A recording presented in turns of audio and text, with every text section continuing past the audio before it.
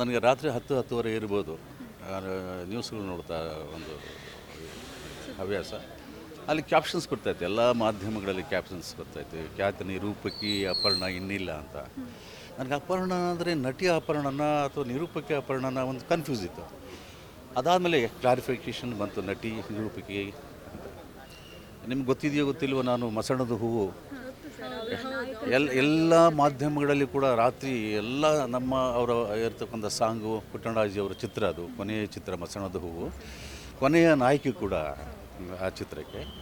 ಆ ಚಿತ್ರದಲ್ಲಿ ನನಗೆ ಒಂದು ಅವಕಾಶ, ಒಂದು ಸಾಂಗು, ಒಂದೆರಡು ಸೀನು, ಒಂದು ಕ್ಲೈಮ್ಯಾಕ್ಸ್ ಸೀನು ವೈಆರ್ ಸ್ವಾಮಿಯವರು ಮಾಡಿದರು, ಪುಟ್ಟಣರಾಜಿಯವರು ಮಾಡಲಿಕ್ಕಾಗಲಿಲ್ಲ. ಸೊ ನನಗೆ ಫಸ್ಟ್ ಡೇ ಆಂಕೋಲಕ್ಕೆ ಶೂಟಿಂಗ್ ಹೋದಾಗ ಅಂಬರೀಷ್ ಅಣ್ಣವ್ರದ್ದು ಸಾಂಗ್ ನಡೀತಿತ್ತು, ಮಸಣದ ಹೂವು ಎಂದು ನೀನೇಕೆ ಕೊರಗುವೆ, ಮಸಣದ ವಾಸಿಯು ಮಹಾದೇವನಲ್ಲವೇ, ಈ ಸಾಂಗ್ ನಡೀತಾಯಿತ್ತು ಅವತ್ತು. ಅಲ್ಲಿಂದ ನನಗೆ ಒಡನಾಟ ತುಂಬಾ ಚೆನ್ನಾಗಿತ್ತು ಅಂಬರೀಷ್ ಅಣ್ಣವ್ರ ಜೊತೆಗೆ. ಅಪ್ಪಣ್ಣವ್ರ ಪರಿಚಯ ಆಗಿದ್ದು ನನಗೆ ಅಲ್ಲೇ. ಅದಕ್ಕಿಂತ ಮುಂಚೆ ನಾನು ಪತ್ರಕರ್ತ ನಾರಾಯಣ ಸ್ವಾಮಿಯವರ ಮಗಳು, ಕೆ ಎಸ್ ನಾರಾಯಣ ಸ್ವಾಮಿಯವರ ಮಗಳು, ಪತ್ರಕರ್ತರ ಮಗಳು ಅಂತ ಗೊತ್ತಿತ್ತು.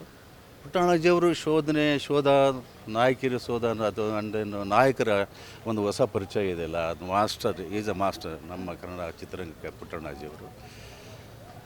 ಸೆಕೆಂಡ್ ಡೇ ನಮಗೆ ಫಸ್ಟ್ ಒಂದು ಸೀನ್ ಆಯಿತು ನನಗೂ ಅವ್ರಿಗೂ, ಆಂಕೋಲದ ಒಂದು ದೊಡ್ಡ ಮರ. ಅದಾದ ಮೇಲೆ ಸಾಂಗ್ ಆಯಿತು, ಒಪ್ಪಿನ ಸಾಗರಕ್ಕೂ ಮುಪ್ಪಿಲಿದೆ ಅಂತ, ಒಪ್ಪಿದ ಪ್ರೀತಿಗೆ ಮುಪ್ಪಿಲ್ಲವಂತೆ. ಆ ಸಾಂಗು ಒಂದು 3 days ಸಾಂಗ್ ಆಯಿತು. ಆಂಕೋಲದಲ್ಲಿ ಆ ಬೀಚು ಸನ್ಸೆಟ್ ಆಗ್ತಾಯಿದೆ. ಅದೇ ಪುಟ್ಟಣರಾಜಿಯವ್ರ ಲಾಸ್ಟ್ ಶಾಟ್ ಕೂಡ ಅವ್ರ ಜೀವನದಲ್ಲಿ. That is a last shot. ಆ ಸಾಂಗು, ಆ ಹಮ್ಮಿಂಗು ಮುಗಿಸ್ಕೊಂಡು ಬಂದು ಮತ್ತೆ ಪುಟ್ಟಣರಾಜಿಯವರಿಗೆ ಹಾರ್ಟ್ ಅಟ್ಯಾಕ್ ಸಮಥಿಂಗ್ ಆಯಿತು, ಈಸ್ ನೋ ಮೋರ್ ಆಯಿತು. ಅದಾದ್ಮೇಲೆ ಕಂಟಿನ್ಯೂ ಆಗಿ ವೈಆರ್ ಸ್ವಾಮಿಯವರು ಮಾಡಿದರು. ಇಲ್ಲಿ ಅಪ್ಪಣ್ಣವ್ರ ಬಗ್ಗೆ ಹೇಳಬೇಕು ಅಂತಂದ್ರೆ ಮಗುವಿನ ಸ್ವಭಾವ, ಕನ್ನಡ ಸ್ಪಷ್ಟತೆ ಆಗಲೇ ಇತ್ತು ಅವ್ರಿಗೆ. ನಾನು ಆ ಶೂಟಿಂಗ್ ಬರ್ತಾ ಇತ್ತಲ್ಲ, ಏನು ಈ ಏಜ್ಗೆ ಈ ಹುಡುಗಿ ಇಷ್ಟೊಂದು ಕನ್ನಡ ಚೆನ್ನಾಗಿ ಮಾತಾಡ್ತಾರಲ್ಲ, ಯಾರ ಮಗಳು ಏನು ತಿಳ್ಕೊಂಡಾಗಲೇ ನನಗೆ ಅವ್ರ ಮಗಳು ಅಂತ ಗೊತ್ತಾಗಿತ್ತು. ಆ ಸಂಸ್ಕಾರ ಇತ್ತು. ನಮ್ಮ ಕನ್ನಡದ ನೆಲ, ಜಲ, ಭಾಷೆ ಮತ್ತು ಯಾವುದೇ ಚೀಫ್ ಮಿನಿಸ್ಟರ್ಗಳಾಗಿರ್ಬೋದು, ಉದಾಹರಣೆ ಬೊಮ್ಮಾಯಿ ಸಾಹೇಬರು, ಅವ್ರು ಒಂದು ಅಲ್ಲಿ ಸಾಂಸ್ಕೃತಿಕ ಕಾರ್ಯಕ್ರಮಗಳಿಗೆ ರಾಜ್ಯದಾಗಲಿ ರಾಷ್ಟ್ರೀಯದಾಗಲಿ ಕನ್ನಡದಲ್ಲಿ ನೆಲದಲ್ಲಿ ನಮ್ಮ ರಾಜ್ಯದಲ್ಲಿ ನಡೀತಿದೆ ಅಂತಂದರೆ ಅಪ್ಪಣ್ಣವರು ಇರ್ತಿದ್ರು. ಶಂಕರ್ ಪ್ರಸಾದ್ ಇರ್ಬೋದು, ಅವರು ಕೂಡ ಇರ್ತಾಯಿದ್ರು. ಬಟ್ ಇಲ್ಲಿ ಅಷ್ಟೊಂದು ಮೃದು ಸ್ವಭಾವಿ ಆ್ಯಂಡ್ ಜ್ಞಾನ ಇತ್ತು ಅವ್ರಿಗೆ. ಕನ್ನಡದ ಜ್ಞಾನ ಅನ್ನೋದು ತುಂಬಾ ಇತ್ತು ಅವ್ರಿಗೆ. ನನಗೆ ಕೆಲವು ಟೈಮಲ್ಲಿ ಅವ್ರ ಮಾತುಗಳನ್ನು ಕೇಳ್ತಾ ಇರಬೇಕು ಅನ್ನಿಸ್ತಾ ಇತ್ತು. ಆ್ಯಂಡ್ ದೆನ್ ಯಾವುದನ್ನು ಚಾನಲ್ ಬರುವಾಗ ನಾನು ಅದು ಮಿಸ್ ಮಾಡ್ತಾ ಇರಲಿಲ್ಲ. ನಾನು ಆ ಕಾರ್ಯಕ್ರಮಕ್ಕೆ ನಾನು ಹೋಗದೇ ಇದ್ದರೂ ಕೂಡ, ನನಗೆ ಆಫರ್ಸ್ ಇಲ್ಲದೇ ಇದ್ದರೂ ಕೂಡ ಬೇರೆ ಯಾವುದೋ ಒಂದು ಕಾರ್ಯಕ್ರಮ ಹೋದಾಗ ನಾನು ನೋಡ್ತಾ ಇದ್ದೆ. ಸೊ ಅಂಥ ಒಂದು ಮೃದು ಸ್ವಭಾವದ ಅಪರ್ಣ ಇನ್ನಿಲ್ಲ ಅನ್ನೋದು ನನಗೆ ಭಾಳಷ್ಟು. ಕನ್ನಡಕ್ಕೊಂದು ಕನ್ನಡತಿಯನ್ನು ಕಳ್ಕೊಂಡಿದ್ದೀವಿ ಅಂತ ಕನ್ನಡಿಗರು ನಾವೆಲ್ಲ ಯೋಚನೆ ಮಾಡ್ತೀವಿ.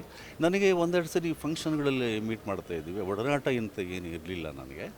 ಸೊ ಹಾಗಾಗಿ ಈ ಥರ ಕಲ್ಚರಲ್ ಪ್ರೋಗ್ರಾಮ್ಸು ಅಥವಾ ಮದುವೆ ಸಮಾರಂಭಗಳೆಲ್ಲ ಎಲ್ಲ ಸಿಕ್ಕಾಗ ಆ ಪ್ರೀತಿ, ಆ ವಿಶ್ವಾಸ, ಆ ಕನ್ಸರ್ನ್ ಇತ್ತು ನಮಗೆ. ಯಾಕಂದರೆ ಫಸ್ಟ್ ಎಲ್ಲೊಂದು ಕಡೆ ನನ್ನ ಲೈಫಲ್ಲಿ ಫಸ್ಟ್ ಒಂದು ಡಿವೋಷನಲ್ ಸಾಂಗ್ ಹೋದೆ ಅಂತಂದರೆ ಅದು ಪುಟ್ಟಣರಾಜಿ ಅವ್ರದ್ದೇ.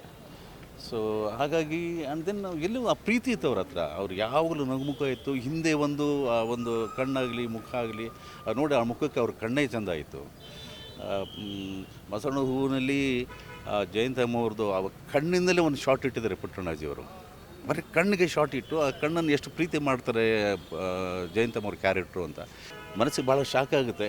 ಭಾಳ ಚಿಕ್ಕ ಏಜು ಆ್ಯಂಡ್ ಭಾಳ ಸ್ಲಿಮ್ ಆಗಿದ್ರು. ಆರೋಗ್ಯ ನಮಗೆ ಮಜಾ ಟಾಕೀಸ್ ಅಂತ ಒಂದು ಬರುತ್ತಲ್ಲ, ಕಲಾವಿದರಿಗೆ ಎಷ್ಟೋ ಸಾರಿ ಅವಕಾಶಗಳಿರಲ್ಲ ಇಲ್ಲಿ. ಅಂಥ ಸಮಯದಲ್ಲಿ ಲಾಂಗ್ ಜರ್ನಿ ಮಜಾ ಟಾಕೀಸು, ಒಂದು ಸೃಜನ್ ಲೋಕೇಶ್ ಒಂದು ಬ್ಯಾನರಲ್ಲಿ ಒಂದು ಆರ್ಥಿಕವಾಗಿ ಆಗಿರ್ಬೋದು, ಅಥವಾ ಡೈಲಿ ಶೂಟಿಂಗ್ ಹೋಗಿ ಬರೋದು ಒಂದು ಎನರ್ಜಿ ಇರುತ್ತಲ್ಲ, ಆ ಎನರ್ಜಿ ಆಗಿರ್ಬೋದು. ಸೃಜನ್ ಲೋಕೇಶ್ ನಿಜವಾಗ್ಲೂ ಥ್ಯಾಂಕ್ಸ್ ಹೇಳೋದಕ್ಕೆ ಇಷ್ಟಪಡ್ತೀನಿ. ಅಷ್ಟು ಹಾಗೆಯೇ ಅವ್ರ ಆರೋಗ್ಯಕರ ತುಂಬ ಒಂದು ಎನರ್ಜಿ ಇತ್ತು ಇದು ಮಾಡುವಾಗ.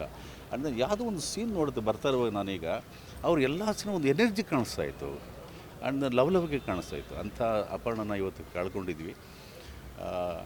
ಅವರ ಯಜಮಾನರಿಗೆ ಶಕ್ತಿ ಕೊಡಲಿ, ಯಾಕಂದರೆ ಭಾಳ ಅನ್ಯೂನ್ಯತೆ ಕಾಣಿಸ್ತಾ ಇತ್ತು ಅವರ ಸಂಬಂಧಗಳು. ಇವತ್ತು ಅಪರ್ಣ ಅವರ ಮನಸ್ಸಿಗೆ ಶಾಂತಿ ಸಿಗಲಿ ಅಂತ ಕೇಳ್ಕೊಡ್ತೀನಿ. ಅವ್ರ ಹಸ್ಬೆಂಡ್ಗೆ ಒಂದು ಧೈರ್ಯ ಸಿಗಲಿ ಅಂತ ಕೇಳ್ಕೊಡ್ತೀನಿ. ಮತ್ತೆ ಪುನಃ ಅಪರ್ಣ ಹುಟ್ಟು ಬರಲಿ ಅಂತ ನಾನು ಕೇಳ್ಕೊಡ್ತೀನಿ. ನಮಸ್ಕಾರ.